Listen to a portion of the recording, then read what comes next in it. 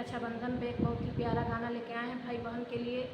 सुने और ज़्यादा से ज़्यादा लाइक कमेंट सब्सक्राइब करें तथा एक आप लोगों से पूरे हिंदुस्तान के भाइयों से रिक्वेस्ट है कि इस रक्षाबंधन पे अपने बहन के घर जाएं, राखी बनवाएं। एक साल बहन इंतज़ार करती है इस दिन का, उस उम्मीद को आप लोग तोड़े नहीं। प्लीज़ प्लीज़ इस रक्षाबंधन पे अपने बहन के घर जाएं और राखी बनवाएं और गाना सुनें।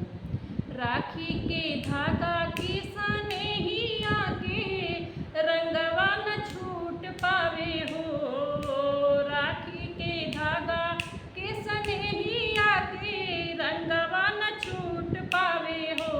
एहो मृत्युंजय की बहिन के बिरनावा बंधनवा ई न टूट पावे हो। एहो शंभू के बहिन के बिरनावा बंधनवा ई न टूट पावे हो। राखी में भरल हमार प्यार और दुलार बा, खुशी खुशी रह भैया दुआई हमार बा।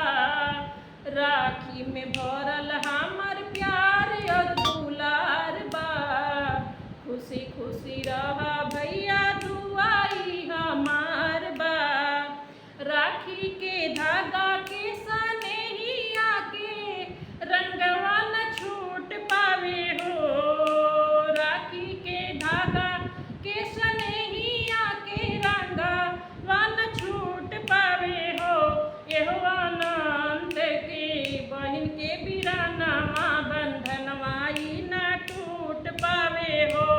एहो शंभू के बहिन के बिरनावा बंधनवा ई न टूट पावे हो। प्लीज़ आप लोगों से हाथ जोड़ के रिक्वेस्ट है कि इस रक्षाबंधन पे अपने बहन के घर जाएं और